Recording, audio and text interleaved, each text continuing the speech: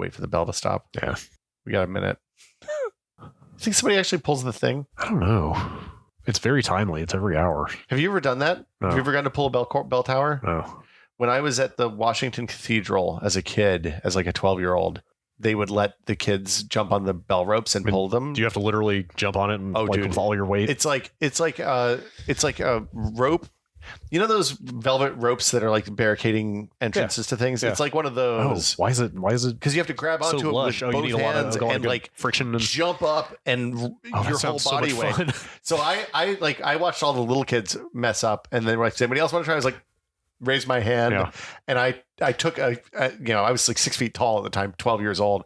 I jumped as high as I could, grabbed it, and yanked with my arms. And the woman giving the tour just flinched. She was like, "Okay, you're done." I was going to say, the next thing you know, the bell goes tumbling down the bell tower. Well, no, they just didn't want it to ring. Okay, like the point was, you have to have a certain amount of mass to make it ring. Once it starts, there's probably no stopping it. And right? once it gets going, it's going to go. You're going to hear it until it's going to ring the number of times that Newton intended.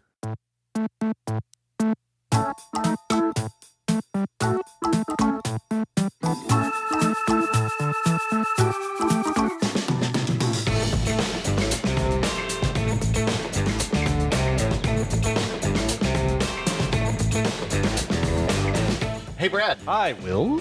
I think we should made a tech pod. I'm sorry. Brad and Will made it. Welcome to Brad and Will made a tech pod. I'm Will. Are we in the present or the future? It's the past for them. Okay. But we're in the present. How does linear time work? I have a pretty good understanding of this now. I've completed Outer Wilds. Okay. And I feel like I understand. Good handle on cause and effect. I can see through time. Uh-huh. At the end of the day, nothing we do is ever going to matter because it's all just going to, heat death of the universe, man. It's inevitable. You've met yourself now. I know me. So I might have been the first person who did that. Really nothing else to do. You've done everything there is. I've seen it all. Except for how ray tracing works. I've seen that That's too. That's the one thing that we're trying to demystify here. Remember in the 90s when you went and saw... I was live then. When you saw Toy Story and... I don't think I actually ever went to see that movie. I think I saw it like years later. Okay. I don't know. I remember the cultural zeitgeist. Yeah. And people were like, oh my God, computer graphics, this is the future. Mm-hmm. And then the video game people 2 years later or whatever rolled out the 3D effects and you were like, oh my God, I can get this on my computer at home. Mm-hmm. And then PlayStation 2 came along a few years ago later and promised real-time Toy Story and didn't quite get there. Well, I mean, there was a Toy Story game and it ran in real time, but it did not look like Toy Story. Yes. But at the same time, like the Pixar nerds and the computer graphics nerds were like, yeah, this ray tracing thing, you're never going to see this. It's never going to happen live. Yes. Well, do I have a story for you? Oh, they were wrong. You can buy a video card today for somewhere between $500 or $300 and $1,000 that will or $2,500 if you want to get the fancy that will ray trace for you live. Yeah, it's wild. We've all seen it. That's what we're here to talk about. And it's crazy. So we're talking about real time ray tracing today. Yes. I realized last week that we didn't ever say what we were talking about. Yeah. It was LED lights and home automation. Yeah. Christmas tree lights. Sure. That was the topic. Yeah, that was the topic. Let's lights. go with that. Photons. Yeah. So I had a friend. Yeah. Okay. So yes, I was deep in the Quake scene. Yeah. Who did your favorite plan file back in the day? Probably Carmack. I mean, real-time graphics were sort of my first love besides actually playing games. Like at some point I thought, oh man, I want to be a graphics programmer. That sounds amazing. And then I realized I had little aptitude for math. And Matrix math is really hard. Hated the subject, so that didn't last. But I find the subject fascinating. And as much as I was into playing Quake, I was also into all the developments with 3D accelerators and stuff. But on top of that, because you certainly did not hear the phrase ray tracing associated with games back then. Well, I mean, you kind of did because the way they used light maps to generate Quake was basically ray tracing. It just wasn't real time. They would run right, but as a practical real time application, it didn't exist. And the thing I was going to say was I have a friend who was pretty big into visual effects back then, and I heard from him numerous times because he was in that world that if we ever got to the point of real-time ray tracing, that was the holy grail. Like that was kind of the thing that... Congratulations. Like there was currently no expectation that it would happen. Yes. But if it did exist, like that would be it. That would be the final... Obviously, it could be improved. We're definitely at the Carpenter's Cup version of the holy grail then. Right. Yeah. Yes. It's like... So it's nascent right now, but... But it is a massive, I don't know how this phrase sounds, but paradigm shift. Yeah. In the way graphics are done. Kind of. It's been a weird thing watching these first RTX cards come out, because the problem for me, like basically watching a bunch of people look at it and go like, oh, well, I guess that looks good. I guess it's a little bit shinier, but I don't really get the big deal, because the fakery had gotten so good.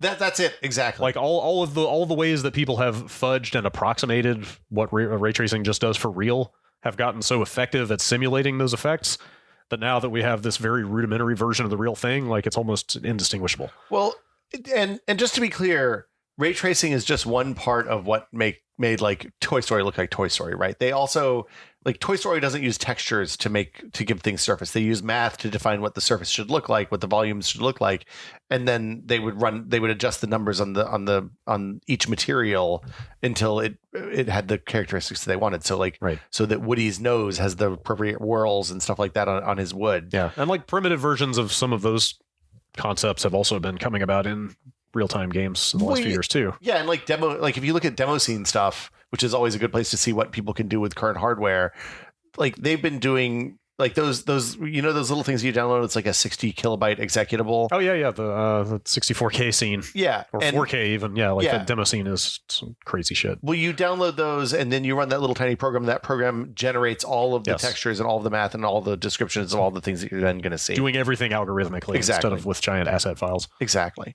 So yeah, like we've been moving toward that for a while, but we're not, like, just to be clear, with an RTX card, you can probably show like something that looks like a Toy Story scene and render it, and it'll look close.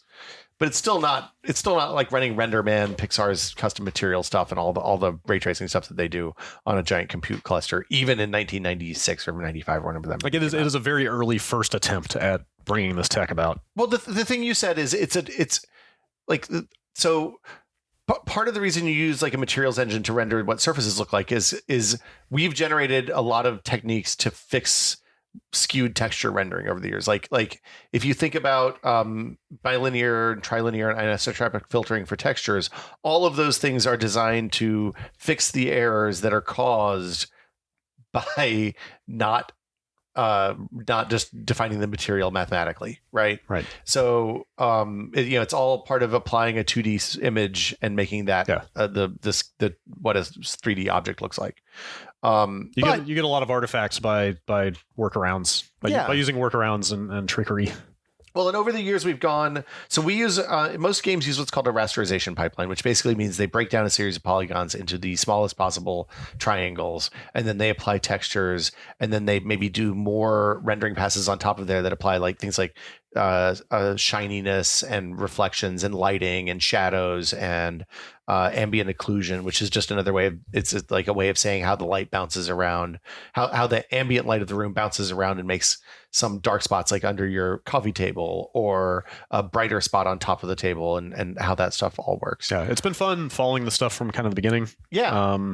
Because you saw the evolution, and I only have a layman's understanding of most of the stuff, but like lighting, for example, went from being applied on a per face basis, on a per surface, per vertex. So that that was after that, right? Wasn't vertex level? Oh, lighting? I guess the like Garon lighting and all that stuff, like in TIE Fighter, like that's stuff like basically that. like flat shading, right? Yeah, more or less. And then lighting began to exist on a per vertex level. Well, you started with no lighting. Like Wolfenstein has no lighting. There's just like a circle that's a black circle on the ground underneath the dudes. Right. But then you got flat shading, and then you got vertex. Yeah. And then I think it was per pixel after that. There's some per pixel. Like you can do some dynamic per pixel lighting. That stuff started, I feel like Doom 3 was maybe the first time I saw that for real, where the lights were like, if you think about like a Splinter Cell game where you could shoot light bulbs out and that part of the map would go dark. Right. I don't know how they did that, but my guess is that they had like light maps that were tied to individual objects in the world. And when you'd shoot the light out, then that light map would just turn off or change. Whereas with Doom 3, you could, shoot at a light and the light would start moving and the shadows and stuff would move dynamically. And that was bonkers. It was mind blowing at the time. Like it was completely bananas. Now it's like super commonplace. It's not super commonplace, but I mean, it's more like I played, what was it? It's Antechamber, maybe. I feel like they did stuff with light. Control does a ton of stuff with lights. Yes. So Control is one of the ray tracing games. The thing that surprised me about these RTX cards is usually in Okay, let's take one step even further back than that. Yeah, this is a big topic. There's a lot here. In the old days, when people would make a graphics accelerator, they would accelerate like one thing. They would like accelerate trilinear filtering, which is a way of making the skew of the textures look right when you're looking at them at weird angles. And they'd put a little piece of silicon in there that accelerates that, like the rendering of the different layers of the trilinear filtered texture. And each of those features that they would add would be like a hard-coded thing that you could do. And again, that existed in the chip design. In the chip design and in the API. Right. So like if you wanted to do trilinear filtering, you would call this API call as a developer, and you would provide these art assets, and it would just render them at the right stage of the filtering. But what I mean is, if you wanted to use a different filtering technique, you're probably fucked. You were not going to get hardware acceleration. You would have to develop it in software, and that was insane. Or not possible. Or you could write, like there's always hacks. So like you could change the way the trilinear filtered texture was stored, so that like there was something weird you could do. I'm sure developers got super creative with it. But what I mean is, you were not. I mean, what I'm building up to is that this was pre sort of programmable. Yeah, it was a fixed function pipeline. Right. Yes. So basically, like you would do everything on the CPU, and then you'd hand off the scene.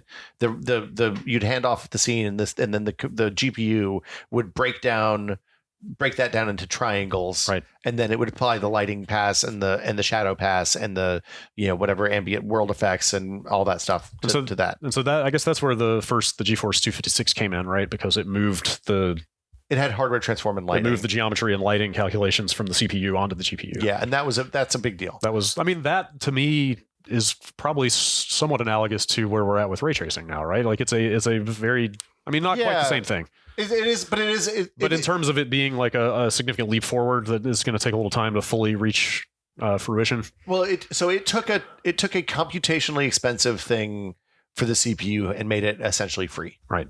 For on the GPU. And if you look at the history of GPUs, that's what's happened over and over again. Yeah. Right. Like in the 3DFX made texture mapping really cheap. Like and the hardware setup, the triangle setup for the scene is what the GeForce 256. When you get to like later on when they started adding programmable shaders with, I guess the GeForce 3 was. I think it was the GeForce 3 first thing that had a kind of rudimentary version of that. DirectX 3, I think. No, that would have been DirectX 7 or. Oh God, you're right. I think it was DX8 actually, wasn't it? I think 8 was the first one. DX8 was with the 5800, the one after the GeForce 4. Okay. So GeForce 3 and 4 are essentially the same hardware. Yeah. There was no GeForce 5. I think that's when they went to the 5800, 5700 series, which they were terrible. Bad cards. Yeah, and I think it's a version of the GeForce 3 in the original Xbox. Like that's the era we're talking about. Yeah, it's like a GeForce 2 chipset with a modified GeForce 3 GPU, something if I like recall. That. Yeah. Or like a, yeah. Yeah. But around that era is when the first programmable shader stuff started happening, right? Well, and that first programmable shader stuff was mostly good for things like normal maps and for like adding, rather than adding like a 2D texture to a surface, adding 3D textures to surfaces and stuff like that. You could do a little bit of reflections. I feel like you could do that in the N64 because that SGI chip had some weird memory access stuff. So like the Metal Mario and stuff like that was probably shaders that were rudimentary by today's standards. Okay. But that's the distinction I was trying to draw before. Am I right? Like, assuming, like you were talking about earlier, you've got rigid functions that are accelerated in hardware, but have to be used more or less as intended by the hardware and API developers. And then the move to this was now you can start kind of implementing your own functionality and have the hardware accelerate it. You can write little programs that run on a per pixel or per vertex basis. So that's what a shader is. So that was another major leap forward. That was the last kind of big leap forward. Right, and that's been 15 plus years. So everything past the launch of the first programmable shader cards, which kind of 5800, kind of the original Radeon. At that time, the Radeon was, I think, the better card. The next steps there were getting the APIs to the point that the languages that wrote those little programs were more capable, and then just putting boatloads of those processors on. Because if you're running any program per pixel, then that means the amount of compute you require goes up, with the number of pixels that you have on the screen. Right. So as resolutions went from playing games at 800 by 600 by to 2160 by 1920, which is what 4K games play at, you're looking at. Is that right? I think that's right. Yeah. I mean, those numbers are like in the thousands on GPUs now, right? Yeah. Yeah. So, what is the common terminology? Like shader, compute units? Everybody calls them something different. Shader units, stream processors. I've seen a lot of names. Stream processors is what they call them in one of the consoles, I think, right? Or maybe AMD calls them that. One of the GeForce generations. I forget. NVIDIA calls them shader modules now. Okay. And there's boatloads of them. Like this is when you buy a cheap video card, like a 2060. It's not a cheap video card, but the low end video card versus a RTX Titan. The big differences are clock speed, amount and speed of memory, and then the number of shader units that you have accessible. So the thing that's happened is between those two things happening, there weren't like it wasn't like when Microsoft would say, "Hey, we have God rays." With this new, you can do God rays with this new video card, this new version of DirectX. It wasn't that they added like a God ray accelerator to the card. They just suddenly the cards were capable of doing enough math fast enough that you could do this effect that was previously not capable, right? Or not available with the other older versions of the API. Because if you had to implement physical transistors on the GPU to enable every single effect under the sun, the GPU would be a mile wide, right? It'd be impossible. What has happened is the GPU went from being a really specific fixed function processor to a really specific, massively parallel general purpose processor. Which is why it's good for like doing things like mining Bitcoin and doing neural networks and stuff like that. Because it can be made to do a lot of different types of math. It's just math. It's just doing a lot of parallel math at the same time. So in the old days we broke things up into triangles. We applied some lighting passes. We applied some shadows, and then we moved on. That's what's called rasterization. That's rasterization. Yeah. Basically, taking a 3D scene, turning it into a 2D image. A bunch of triangles, and it's done by layers, right? Like you would. It depends. Oh well, I'm sure different pipelines handle it differently. But essentially, like you're arranging and processing the geometry first, then you're applying like one pass of effects. Like you're layering images on top of images until you get the final scene or the final frame, right? The classic example is first you determine where the viewpoint is, right? You determine where your camera is, and then you send out a bunch of rays from there to see what stuff is visible, or you can draw from the front back. So you only like once you have a so say there's. Like if I'm drawing the scene that we're sitting, I'm looking at you sitting across the table from me. There's a computer in front of me. I'm going to draw the computer and my water bottle first, and then anything that's obscured behind the computer doesn't get drawn. So you save that time. Yeah. And there's a bazillion ways to do this. Some people do tiles and they do math inside specific tiles. That's how a lot of mobile processing works now. That's funny because tiled rendering was one of the very first. Dude, your techniques phone. From like, Power VR, like or Power. I think the rendition Verite used tiled rendering as well. Anyway, like the early, I'd swear, like VQuake, like some of the early accelerated versions of Quake used the tiled based rendering. It was the other specific one. It was the Power architecture, which actually ended up in ARM GPUs. Oh, so that old ass PC video card that explains every phone. They've sold way more of those now than anything else. Okay. Anyway, I digress. Yeah. So ray tracing is not like the ray tracing we're seeing in games today in things like Metro and Control and Tomb Raider, Shadow of the Tomb Raider, or whatever the last one was, it's still a rasterization pipeline. The thing is we're just doing a ray tracing pass along with all the other passes for whatever effects the developers wanted to flip on. So Control is the game that I probably played the most that had ray tracing. I think it had the best implementation because they use ray tracing for reflection. They use it for ambient occlusion in the space. So like if you're playing Control and you walk up to a glass window in a dark room, you'll see Jesse kind of fade in and out in a way that looks real because it's mimicking the way light works in the real world, reflections work in the real world. But those are just layers that run on top of the rest of the rasterization pipeline. Have we explained what ray tracing actually is yet? Not really. Okay. I think we kind of hinted around it. So it's probably useful to talk about how light works physically. Yeah, that's a good. If a photon strikes a surface and it's either absorbed or reflected or both, or some of each, to some degree, or if it's a translucent surface, it is refracted in some way. Light bounces around. Like, how do your eyes work, Brad? The rods and cones. The rods and the cones collect the photons that bounce off of objects into them. Right. So we're surrounded by an infinity of photons at any given moment. Right. And if a photon strikes a quote unquote red object, like it's going to like that affects the wavelength of the photon, right? It absorbs everything but the red wavelength. Right. So it reflects a red wavelength into your eye, and that's why you see red. That's exactly right. So with ray tracing in a video game or a movie or whatever, what it does is it kind of goes the other direction. And it looks at all the pixels that are visible. The game looks at evaluates all the pixels that are visible. And then it calculates the bounce from all the light sources in the world on each of those pixels. And that is an incredibly computationally expensive thing. It sounds like it would just the amount of horsepower would just increase exponentially. Well, it's not too bad for a first order when you're just talking about the light that's going from the light source to the object. Well, no reflections. So when you're not doing reflections of the, like if you think about it, I'm putting my hand here above this black thing, and I can see my hand in the black thing because the black thing is reflecting the light that comes in from the window, hits my hand, and bounces onto the black thing from your hand, that reflects into my eye. That's a little dimmer switch, which is glossy. It has a glossy finish.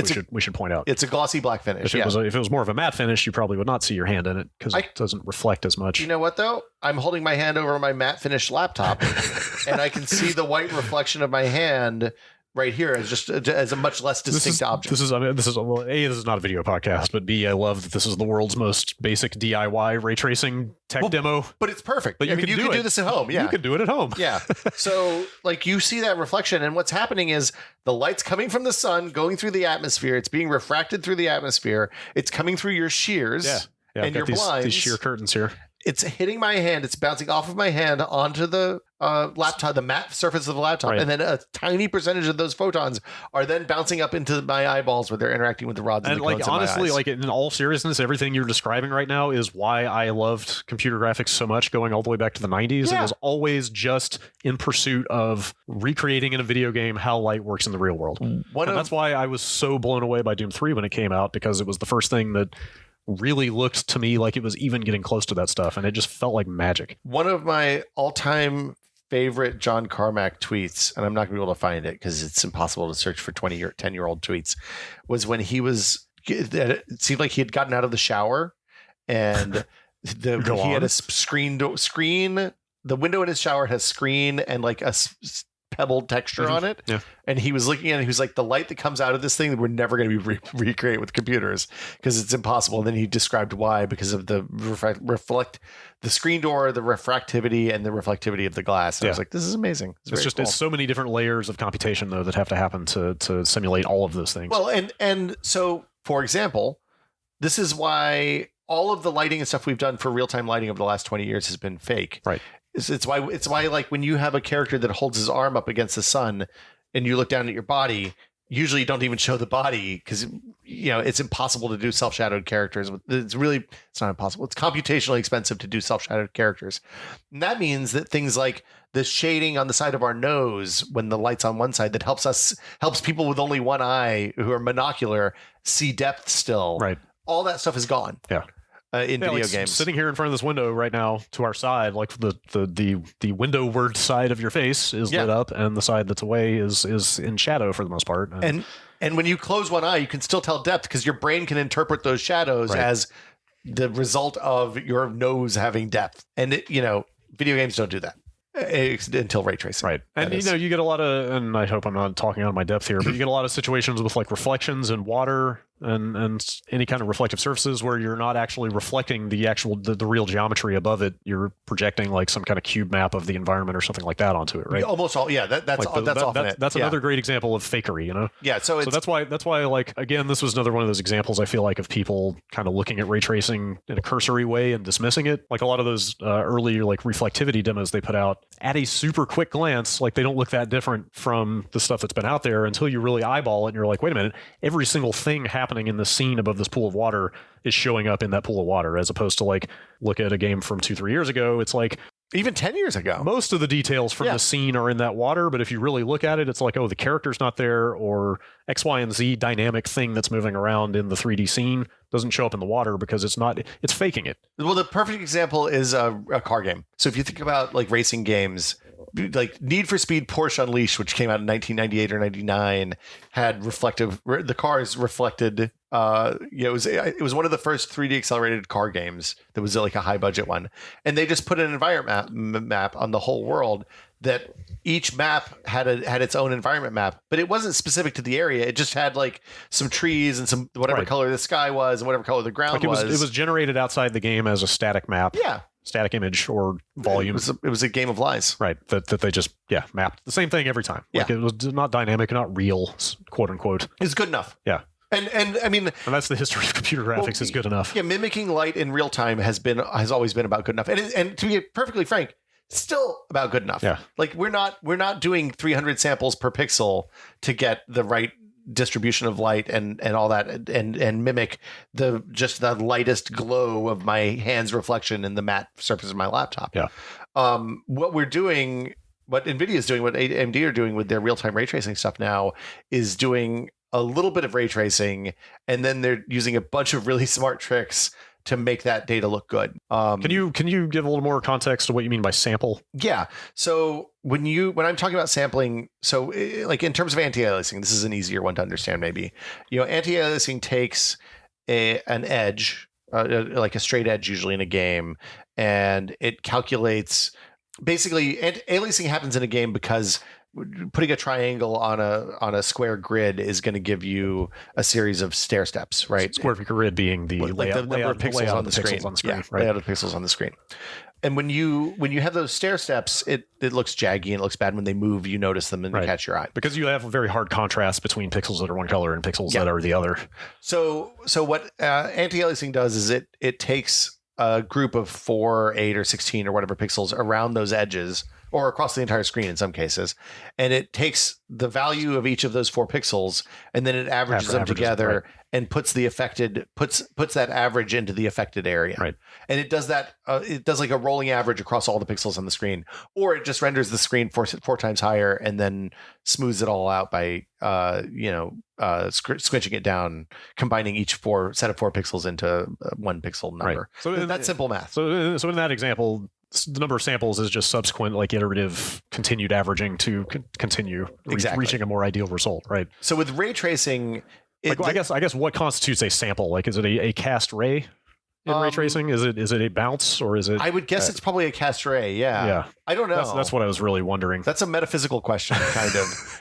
Well, I don't know if we're getting ahead of ourselves here, but like I've seen enough examples of like research ray tracing work out there that looks super noisy. It's got almost like a pointillistic sort of look to it, where it's a bunch of dots around the environment. You can see this in Control. You can see it in Quake RTX. And you do get some of the noisy artifacting in shipping games. And so that's kind of what I was getting at, was like how increasing samples eliminates that problem, or where that problem comes from in the first place. So basically what they're doing is, I'm going to get down to the right place so I don't mess this up. What real-time ray tracing does now is uses a limited number of rays and then denoises the result of those rays. Okay. So those denoising algorithms are easy to accelerate.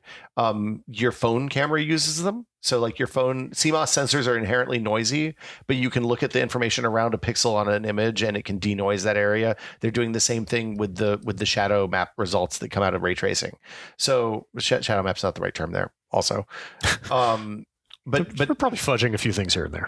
Look, this is we could probably do 5 episodes on this. I guess as we'll continue talking about this as the more details come out about the new consoles. Yeah. Because really we know nothing about their ray tracing implementation except for AMD's making them right now. The upshot is, I think this is the first time I've said the upshot, by the way, today, that each ray is going to produce 1 sample, and generally they work back from the pixels. On the real-time ray tracing is my understanding. I could be getting this wrong because it's not well documented at all. But my understanding is that the real-time ray tracing looks at the pixels. Instead of bouncing the rays from the light sources to your eyes, that results in a ton of waste that you have to calculate a bunch of rays that your eyes never see. Like anything that hits behind my computer screen as I'm sitting on the desk looking at you isn't going to make it to my eyes. Is this another example of saving by only processing what's in the viewport? Only what you can see. Okay. So it runs the rays out backwards and then sees what hits a light source. Okay. Is one of the cost savings that I understand. I'm again, there's a lot of ambiguity because like people talk about path tracing, which is a subset of ray tracing that uses randomness to generate uses a controlled amount of random, and it's called a Monte Carlo algorithm. Mm-hmm. It uses a semi-random, an algorithm with a known amount of incorrect answers, a low percentage of incorrect answers, to generate a lot of right answers and correct information. It's one of the more accurate ways you can do rendering. We don't really do that in games right now. Maybe Minecraft is going to use some path tracing. It's that part's unclear to me. The RTX Minecraft implementation, because they use voxels, and voxels have weird properties that we don't need to get into that. The upshot is you're sampling pixels to see what the light and reflectivity of the other light sources are on them. And even with the real-time stuff we're doing now, we're probably doing maybe 1 or 2 bounces. I was just going to ask, does every subsequent bounce add that much more necessary horsepower? Yeah, each the more bounces, as I understand, it goes up exponentially. I was going to say there's no economy of scale to bounces. Like the more bounces, the more just gets compute. The more bounces, the worse it gets. Okay. So you have to cut it off at some point. Yeah. But the neat thing is these same bounces work for audio stuff too. Yeah. So if you put materials, if you design your materials engine in your game to tell how reflective the audio is and how much audio the objects, the surfaces absorb, you can do the same kind of work and produce really amazing sound that's hardware accelerated. Right. Like the thing that comes to mind for that is there's that, I don't know if you probably did that recording room in Control where you can go in there and play like a Poets of the Fall song, and it's just kind of a random little side room. Yeah. But that room is baffled. It's covered in audio baffling. And that seems like a good, extreme example of how that tech could work, right? Do they do it? Do they do the audio? I don't know that they do. I mean, maybe. I don't know. I'll have to go check that out. I don't know that they do in that case, but what I mean is that, design-wise, that is a good example of where tech like that would be very prominently noticeable. PUBG is a great example. Yeah. Right? Like, if you think about a game where a lot of your information comes in audio form, you're playing first-person PUBG, or any Battle Royale for that matter. It's what killed the COD Battle Royale is that their audio engine was terrible last year. So you're playing a game where mostly you have to not look and just tell where people are coming by the sounds around you. Being able to tell that they're above or below you, having the sound muffled properly on rugs, having it bounce off of the buildings across a street so that you can hear, so that there's confusion about where a shot came from, all is incredibly useful. And this seems like another case, just like with the graphics, that they've been faking stuff like this for a while by hand. But if you just have a good generalized audio engine that can simulate all this stuff, there's a lot of cases where extreme echo or sound absorption or something like that would really change the character of the audio. Well, so the audio is simple enough usually that you can fake it. You can run on a CPU. That was my guess, that they had gotten close to that already. There have been companies like Arial in the late 90s, early 2000s, made a headset that hardware accelerated the HRTFs, which is their head-related transfer functions. The idea is that it does the math to make your 2 speakers on your headphones produce directional audio, 3D sound. 3D directional audio. I've heard of that stuff, and I have mentioned it before on previous podcasts, and had people roll their eyes. It's at amazing, me, like they didn't think it was possible, but it totally is. No, when it works, it's really good. Yeah. There's the PUBG uses a piece of middleware that does that, and what happened to them is the CPUs became capable enough you didn't need to have dedicated hardware. Right. But the ray tracing stuff is a whole other level adds another level of complexity that's neat. Being able to accelerate is anyway. So yeah, with ray tracing right now, we do a limited number of rays, and we use denoising to take them down. If you're playing Control, if you're playing Quake RTX on an RTX board, you can actually see that happen. So if you play Quake, you take your hands off the controls, it fills in the shadows the longer you stay static on the screen, because it's just running more rays in the background. Okay. It's not unlike a normal raster pipeline where you have you make a frame every 6 milliseconds or every 10 milliseconds or every 14 milliseconds. With the ray tracing stuff, it's just kind of always going on whatever you can see in the viewport. And depending on the implementation, the longer you let it sit, the better it gets. I feel like you can even pause it on Quake RTX and it'll just keep filling in indefinitely until it looks like a photograph. Yeah, it's pretty cool. How do you feel about that Quake 2 thing? It's been funny watching that thing come out and having a bunch of people go man, Quake 2 is boring, or it's who wants to play this old ass game? But to me, it seems like an almost ideal test bed for something that looks very relatively primitive by today's standards, so that the modern effects that they're working on really stand out. Well, so it's Quake RTX. So I played the whole thing. NVIDIA sent me a 2080 Ti. Just full disclosure, NVIDIA sent me a card so I would play Quake RTX on stream. I would also play Quake RTX I don't think they're interested in that right now, but maybe later. Do you know why car games and fighting games used to be the thing that they launched consoles with? It's because they could put all of their hardware budget into 1 or 2 characters. Right, like a fighting game is 2 characters and a fixed camera angle. You can really you can spend a lot of polygons. You can put all of your polygons into a fighting game character, or half of them, right? Because you only need to have one on screen or two on screen at a time. Same thing for cars. Like you're rendering one really complicated thing in a scenery that moves very quickly, so you can't really see a lot of it, and you can blur kind of the details out. Let's say you could make the crowd look like a bunch of cardboard cutouts, and people probably wouldn't notice. Yeah, as long as they don't stop. So the moment they slow down, woof. Should put that photo mode in there. Who did that? Is that? Oh, it was one of the forces. I think at a certain point you were able to really see what they were doing there. Oops. But yeah, so this is the opposite, right? Quake 2 RTX is a 1997 or 98 game. 97, yeah. Yeah. It's the characters are like 300 or 400 polys. There's a lot of colored lights because we just had the ability to do colored lights, but the environments are really, really simple. So you don't have to worry about like the math to do the bounces and all that stuff is a lot simpler on there. And you can do much more complicated things than you could do in a game like Control that has a modern poly budget and normal mapping and all that stuff. So yeah, it's cool that they're doing stuff like that. I mean, I guess they need to. They need to have some way to show people what the tech actually is. Yeah, I mean, compared to other new hardware initiatives where like there were new APIs and stuff that you'd buy a video card, you wouldn't see anything that used it for 2 years, another generation, basically. They've done a really good job. Like Control is a really lovely showcase of what the hardware can do. You're right. I actually hadn't thought about that because the public narrative about the RTX stuff is there are no games that use it. I mean, Control changed that somewhat, but that was only 3 months ago or something like that. Prior because the cards have been out for like a year and a half. About a year now, yeah. Or a little over a year. But the Metro Exodus game seems like it shadows really well. Like a lot of games used one or two pieces of the pipeline, so they'd use ray tracing to make shadows look good, or they use ray tracing to make reflections look good. Well, the thing I was going to say is, as much as the narrative has been about RTX that there are no games that use it, you reminded me, I thought back to like when the GeForce 256 came out. Yeah, there was nothing but the tech demos that shipped with the card. Nothing used hardware TNL. Yeah, there was nothing except for like this demo of like a fairy flying around in a forest glade, so you can see all the lighting bouncing and stuff like.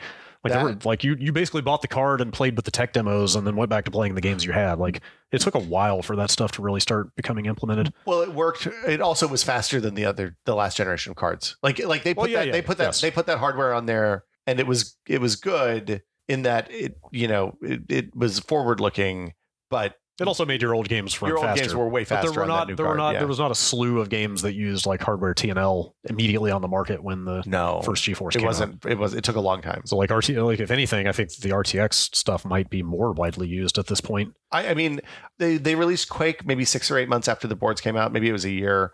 The Control stuff, the Metro, Shadows of the Tomb Raider was pretty early. The patch for that. Yeah. I was pleasantly surprised by how much stuff there was to try. But Control for me is the showcase. The stuff they do with the red lights, like the red lights in the areas that are infected with the bad guys is gorgeous. The reflections, the ambient occlusion stuff, all of the like the world lighting I think isn't ray traced, but a lot of the incident lights are. And all those projectors are, which is amazing because like you can knock the projectors over and then they display the screen projects in the right way, which is pretty straightforward. But then the reflections off of the screen still look good, and it's pretty rad. I don't think it's $1,000 video card rad, but new consoles just around the corner. That's true. Both going to support ray tracing. We don't really know how. Where do you want to go with this next? There's new consoles that are going to use some form of AMD based ray tracing. There are multiple APIs on the PC we could talk about. I feel like this is a big topic. I feel like the APIs, I was really confused about the APIs until I started digging in a little bit. I still am, and I would love to get an answer on some of that stuff because there's DXR, which is the DirectX standard. There's RTX, which is NVIDIA's specific proprietary stuff. Yes. I guess AMD typically only does open stuff and Metal or Vulkan. I guess their Vulkan Metal is Apple, I believe. Yeah, didn't they hand that off? I feel like maybe. That doesn't matter. Metal doesn't apply here because there's no RTX Metal hardware that I'm aware of. But Vulkan has implementation already. There's a Vulkan ray tracing implementation that's either in the works or done by now. Is it as an aside? Is it accurate to just think of Vulkan as modern OpenGL, or is there more of a distinction there? Vulkan's lower level. Okay. So the idea with both Vulkan and Metal is that they're APIs that are closer to the hardware. Okay, I meant more that it's like OpenGL in that it's an open standard subject to. Is it open? Is it an open standard? I thought it was, because OpenGL was generated by a consortium, by a kind of a board, right, back in the day. Whereas DirectX was led by Microsoft. Like, yeah, that's what I'm trying to say. DirectX is controlled basically by Microsoft versus. But it's not. Well, I'm sure the hardware vendors have quite a bit of say. The people who are making the hardware tell them what they're making. Well, yes. And then they make the standard around that. And Microsoft acts as a mediator so they can move a little bit faster than the open thing. I don't know anything about the politics of Vulkan. I've never even looked at it, actually. So yeah, there is a real-time ray tracing Vulkan API now. And it works on all the same hardware you'd expect. Yeah. So there's let's see, there were a couple things I didn't know about. There's OptiX, which is NVIDIA's it's kind of their pro API for people who want like pixel correct ray tracing versus they don't care about running in real time necessarily. Does NVIDIA still sell like 5-figure graphics cards for professionals, or they're still in that market, right? They're $50,000 cards, about 50,000, but like Titan RTX is a workstation card. Yeah. They still make Quadro cards, right? Like the Quadro is the classic example of that. There are Quadro equivalents of everything up to the 2080 Ti. Wow. Okay, and then you move over to Titan. I think, I think the lines merge at Titan. Yeah. Yeah. So OptiX is the pro thing for like doing preview renders of professional graphics work. Yeah, if you're making 3D models or whatever. Yeah. DXR is Microsoft's API, presumably built with both AMD and NVIDIA's and maybe even Intel's input. Oh gosh, that's a whole separate topic. Well, we're not going to talk about Larrabee, but is that Intel's thing? Well, Intel. Like maybe it's not super germane to this specific episode, but like whether Intel is going to matter in the GPU market or not is something I've been curious about for a while. Intel's always going to matter in the GPU market because they make most of the integrated sure. graphics. I'm talking about the high end market. Like haven't they been making noise for like years now about how they were trying to get into the high end? There have been conversations about Intel coming back into high end graphics, which they basically bailed out of with like. I didn't know they were ever in it. So Intel made really compelling graphics cards in like the late 90s, early 2000s. Okay. The 952 and those cards were comparable to Rendition 3DFX, probably better than a Riva 128 back in the day, the pre GeForce NVIDIA card. Their integrated graphics have gotten consistently better, about a generation and a half behind discrete graphics over the last 15 years. They're great for laptops and they're fine for laptops. I don't know if I'd say great. Well, what I mean is they're great for people who can't afford a. It's better than it's nice that they can run some games. That's what I'm saying. It's nice that there's something in that CPU that'll make your monitor work. Well, yes, that's for sure. Absolutely. As somebody who runs a headless server, not having to put a graphics card in that thing when I need monitor on it is pretty nice. Like that stuff's cool. But I mean, they do run some games. Like it's nice for people who can't afford a GPU at the moment, so like still be able to play something. Your 2D stuff, like I played Pyre on an integrated laptop. Right. So anyway, but you're not going to do VR stuff. You're definitely not going to do ray tracing. Yeah. Like I'm talking about Intel getting back into the discrete GPU. So the last time they talked about that was this thing called Larrabee, which was basically a lot of really low power x86 cores running in parallel to do the programmable shader part with presumably a hardware transform and lighting, and all the stuff that you do to render the actual frame at the end of the pipeline. They killed that, I think, probably before I even started testing. This was 2008, 2009, maybe 2010. I could have sworn there were rumors. And then the rumors around something that sounds a lot like a modernized version of Larrabee have been ramping up over the last year. Okay, that's the stuff I had seen then. Yeah. So that would be a massively parallel, low power, general purpose compute engine for graphics, machine learning, big, cryptocurrency, stuff like that. Whether they actually release it or not, who knows? I feel like Intel spends $1 billion on developing new technology all the time, only to kill it either right after they announce it or just before they would have announced it. Sure. I only ask because it would be great to see more competition in that space, specifically what has happened to pricing for both CPUs and GPUs as Intel and NVIDIA respectively have kind of been the only game in town for a number of years has been horrendous. Yeah. So like this recent resurgence of AMD on both fronts has been amazing to see. Yeah, their multi-core CPUs are super competitive. Yeah, super competitive in the CPU space again. And like it seems like the Radeons are maybe not quite where the GeForce stuff is right now, but it's maybe getting better. I think I know the newest was it a Navi release, whatever the last thing they put out. It's okay. Was okay. It's good in the mid range and bad at the high end. Yes, that was a little disappointing, but still, like they seem to be doing better than they were kind of. AMD has traditionally targeted the fat part of the curve of the sales curve, not necessarily the high end or the very low end. Yeah. The thing that I think the big advantage that NVIDIA has, honestly, I mean, their hardware is always good or usually good.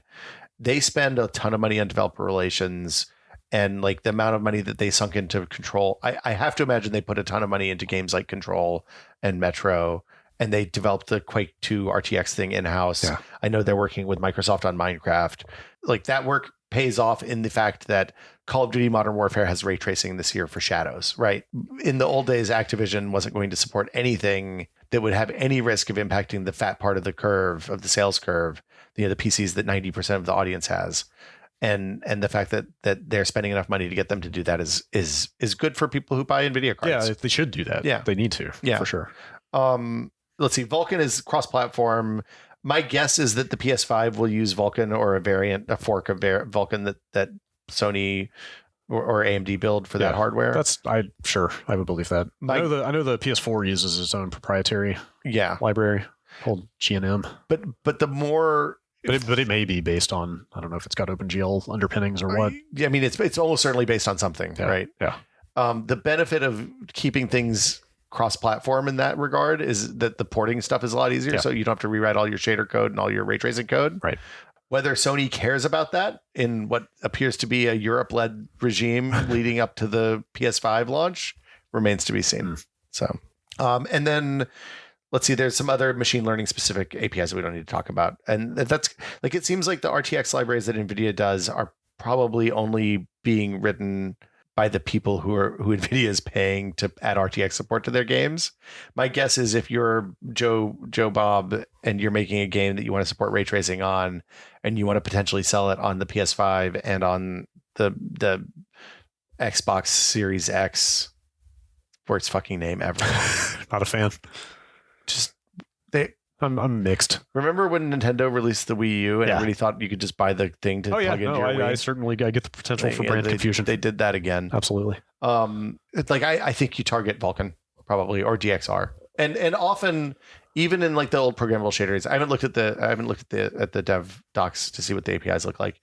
Even in the shader language days, the difference between the OpenGL shader language and the DirectX shader language pretty minimal. Okay, like it wasn't like you have to completely rewrite stuff. It's just you change syntax. Yeah, I guess it's in everybody's best interest not to try to reinvent the wheel. It's right? Math. Yeah, like those shader programs are just straight.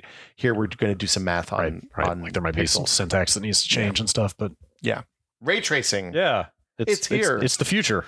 But it might take a little while to get there. Yeah, I don't. Have you looked to see what AMD has with ray tracing? I don't think. Do they have anything public? Not yet. I didn't think so. I've looked around. I didn't see anything. Like there is no AMD equivalent of RTX yet, which is interesting since they're providing the hardware for both of the next-gen consoles, which support ray tracing, isn't it? I think I saw some message board comments to the effect of the next-gen Navi stuff that's not out yet will have it. That's what I've heard. In 2020, which is, I guess, what those consoles are based on. I would assume. Some it'll be somewhere on that spectrum, maybe an early or modified version. Could be a later, even depending. Like the interesting thing about the console GPUs is usually that they take more or less the existing pipelines and then they do something weird to it to push a bottleneck around. Right. So like on the Xbox 360, they would pair the CPU and GPU with really, really super fast memory so that they could talk to each other faster than they could across a PCI Express bus or an AGP bus or whatever it was back then. PCI Express back then. I think so. God, AGP. Yeah. Heard that in a while. Accelerated graphics port. Yep. It's the future, man. Yep, it was. Yeah, so that's ray. I mean, that was a lot about ray tracing. Yeah, I guess so. Like. Yeah, I guess the open question of what the consoles are going to do is probably the biggest or the most interesting question to me. If nothing else, then because development trends will largely trickle down from those decisions, right? There's two things that happen when new technology hits, like major new technologies hit on graphics pipelines. One is that it's an opportunity for a new market leader to take place. NVIDIA has, despite a stumble with the launch of the programmable shader generation with the 5800s, 5000 series 15 years ago. The Dustbuster. The Dustbuster. Sounds like a chainsaw, man. You saw that video, right? No. Oh, NVIDIA's marketing. I'll see if I can dig up a copy and put it in the show notes. NVIDIA's marketing team when they realized that they had a problem with the amount of noise that thing made, they made a video where they're like, people love people. It was a joke. Okay. Like they knew they were joking. Okay. They knew it was a joke. It was, right. it was at a time when you could be self-aware and honest in a way that probably wouldn't happen today. I was going to say, I can respect a self-deprecating marketing department. Yeah, they were like, that's not something you see often. Like Brian Burke and Dan Vivley and those guys were sitting around. They were like, this sounds really cool, man. It sounds like a Harley. So I was going to say, it's like you're revving your hog here. Yeah, crank this thing up, man. Let's see what she can do. Yeah, like they had just to be clear, the real problems with that were that it was a bad implementation of the early, I guess, DirectX 8 programmable shader stuff. Like it just wasn't capable. And the thing that they've learned from is that it seems like they're not rolling the stuff out until it is actually capable. Because you can do a little bit of ray tracing on a previous generation, a 10,000, GTX 10,000. Yeah, they ended up putting drivers series out after a while that enabled it on the, was it Pascal? Is that architecture? Pascal, the I believe. 1080 generation? The current one is Turing, I think. But not fast, like not quickly, not in a way you would actually want to play a game. But you could take a look. But I downloaded a lot of their ray tracing demos and ran them on my 1080. Yeah. So, I think... And then the other thing that happens when there's a new generation is like you see a little bit of a rollout, and then when it crosses a certain threshold, and in the old days that was when like 3 generations of video cards were on the market. Now it's when the next generation of consoles hits. Yes. All of the games will land, and we'll start seeing a little bit of ray tracing in a lot more games. That's when NVIDIA won't have to send engineers to game studios anymore. AMD and Microsoft and Sony will do it then. Well, obviously for a while. But what I mean is eventually we'll get to the point where everybody is just doing it because that's the thing to do now. Well, yeah, and like the middleware, the game engines will support it better. Unreal and Unity will get that stuff in there. Yeah, and Frostbite. All the other weird engines that are out there, the Bethesda's. Presumably at some point there will be a Bethesda game with ray tracing. I'm not holding my breath. Maybe. But the groundwork has been laid. Yeah. We're going to get there. Yeah. Do you think qualitatively, just looking at a game, are you confident that, like, okay, let's say we take Control now. Okay. You look at it, like you see the tech, you see the difference, right? It's cool. Yeah. But it's not like it's iteratively cool, like the reflections look better and stuff. But do you think we're going to get to a point in say 3, 4, or 5 years where like the games of the future compared to the games of now, like you're going to be able to look back and forth and see like, okay, this is the point where now they look so radically different that is the average person going to get to the point where they see a ray tracing game and go, holy shit, now I get why this tech matters? So I think in first person games, probably not for a while. I think in third person, like if you go back and look at like what was at the time a really good looking third person game, like Enslaved, right? Mm-hmm. That's a great game. It's one of my favorites. Yeah. That game looked amazing. It had a really lovely color palette, but its lighting model was bog standard pretty for flat. The time. Yeah. It was, there were minimal reflections. The water was like noisy, muddy, crappy looking water. And if you compare that to say, there's a reason that Control took place in brutalist architecture with the ray tracing stuff. A lot of hard edges. A lot of matte surfaces, a lot of predictably shiny surfaces, not a lot of outside. Yes. A lot of occlusion. Nature is messy. Yeah. And I think when we see nature scenes that have that level, like it's going to be a while before we do a jungle game that uses a lot of ray tracing, because all of those lights have to be translucent, and that means they're going to refract and filter the light, and those rays are going to get real expensive. Like a scene with tens of thousands of leaves in it that all have to be accounted for. But I mean, at least there's not as much reflection on the leaf scenes, right? So it's not like you're going into like a venture capitalist office. It's all chrome and glass. It's a living nightmare for a ray tracer. It's exciting stuff. It's the first time I've been excited about graphics in a really long time. Same. Yeah. Like when this stuff came about, I was like, oh my God, this is like, again, this is the thing my friend told me about in the 90s that he was sure we would never have. Well, yeah. We went from like major pipeline changes every generation to people writing increasingly clever code, which is much less exciting. It slowed down. It became much more iterative for a long time. So this is the first big leap again in a very long time. Yeah, and like if you go back, it's why all these HD and 4K remakes or whatever are working for everything from like the kind of the original Xbox generation, but really the 360 PS3 generation. Like those games scale up really well and look really nice if you put a modern lighting model and up-res the assets a little bit. So that's the exciting thing to me. And I mean, you tell me if I've got this right as like a good use case for ray tracing, but if you've got a fully generalized lighting model, if you're really using it for the whole scene, globally affect everything. I mean, you could essentially get like, say, an outdoor scene or an indoor-outdoor scene where like the sun could be your only light source, right? And if you're actually calculating enough bounces, The idea of I think we'll see I would love to hear from developers on this, but it's like the idea of artists not having to spend countless hours hand placing different types of light sources in different places to get the look they want. Well, but, I mean, you still need that. Well, you will. Obviously, art direction still matters. Yeah. But the idea that, like, you know, like you go outside right now, like the sun is the only light source there, and it's lighting and it's creating every bit of lighting and shadow that you see. The idea that you could take a video game scene and just put one giant light source above it and get like something that looks good, a nice looking, a realistic, nice looking scene. I think that's realistic. And then the amount of time that would free up for them to then go in and tweak and do stuff.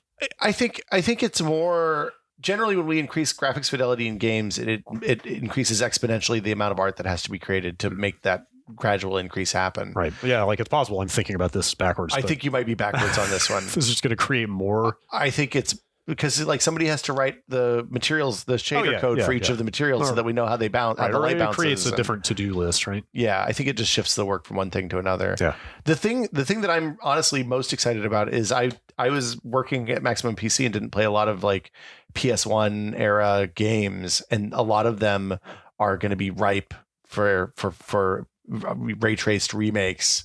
Like, can you imagine playing an old Wipeout with a full dynamic lighting model? And what a fucking awesome cyberpunk nightmare that would be. That sounds cool as hell. Yeah. So all of those old games, I think a lot of those old games will breathe new life into them and make them maybe more accessible. Give us an opportunity to go back and you know, let's play some ray traced Majora's Mask or ray traced Ocarina of Time or whatever weird shit is out there from those long ago days. Yeah. That Patreon funded path tracing mod for Minecraft that came out before Microsoft actually released their legit. Have they released it yet?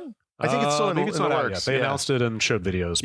But, but there's a developer working through a Patreon who put a usable mod out before that. You know, you guys did it on a UPF or something one day, right? I don't think we ever messed with that one. Okay. But just the idea that there are homebrew developers out there starting to tinker with this stuff and put it into games in unexpected places is pretty exciting. It's really cool. It's cool tech. And also we're in that phase early on where probably when NVIDIA came to Remedy and all these other developers and was like, hey, we have this tech we want you to put in.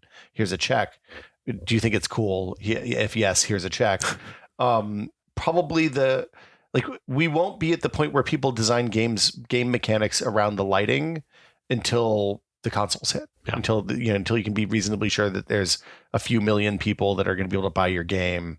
And when we start seeing things like I finished Superliminal a few weeks ago, and there's a bunch of like perspective puzzles, but there's no reason a lot of those perspective puzzles couldn't have also been light puzzles, right? And we'll see games like that and like Antechamber and you know where Control used the red light for decoration to signal to the player something weird was about to happen. Like there's no reason you can't use light as more of a game mechanic. Sure. So I'm stoked about it. I think it's really cool. Yes, I'm very happy to be excited about something new in graphics again. I did not think that we were going to see this while I was still in a position to be playing. Like, I thought this would be something that happened at the end of my life. Wow. Yeah. Jeez, that's a pretty profound statement. Yeah, so here we are. Congratulations, I made it. Yeah, we're here. Whew. I guess that does it for us. Yeah, that's it. We're due for a questions episode, probably not next week, but the week after, maybe? Yeah. So send your questions to techpod@content.town. Yes. We'll do our best. That's it for me. Yep. Is this the last episode before Christmas? I think so. Oh, man. Yes. I hope everybody had a happy Hanukkah, which is now over, I suppose. Yes. Happy holidays to all. Yeah. And we'll see you all next decade. No. We got one more. Is there one more? One more. Is there one more Sunday before? We got one more Sunday before the decade's up. I didn't look at the calendar. We're going to do a New Year's episode. Yes. We should. Yeah. Get some Prosecco in here and just get drunk. Talk about tech. Yes. Talk about booze tech. A couple of 40-something sweatpants nerds. Yeah. Since I love booze, since I don't really drink anymore. But I had 2 glasses of wine a few nights ago and woke up feeling like garbage the next morning. So it's I want to talk about password managers. Free me from this vessel of meat. I promised to talk about putting my parents on password managers. I'm just going to say it went bad, and we'll talk about it again at some point in the future. I don't know if we have the chops, but if we want to do an InfoSec episode, I'll give it a shot. I think we have to get an expert in for that. I find it interesting. You're more into that than I am. Kinda. Well, I'm just very paranoid. Yeah, that helps. Yeah. Yeah, I just assume everybody knows everything about me all the time, and it's hopeless. I changed my SSID a little while back because I was worried. Oh, really? Somebody might figure out who I changed mine because I wasn't sure what all I had connected to the Wi-Fi. I wanted to find out what stopped working. Turns out a lot of stuff stopped working. Yeah. So I just changed it back. I would believe that. Yeah. All right. Okay. I'm Will Smith. You can find me at Will Smith on Twitter. Yep. At Brad Shoemaker. We'll be back next week. Have a happy holiday, everybody. Yeah, and definitely. Thanks for listening. Yeah. Hey, post reviews on iTunes. That's what you guys could get us for Christmas if you wanted, because we love to see. It's nice to get the feedback. We don't have comments. Yes. And it turns out that's a good way that iTunes knows that they should promote our bullshit. So thanks for listening. Yep. Bye, everybody.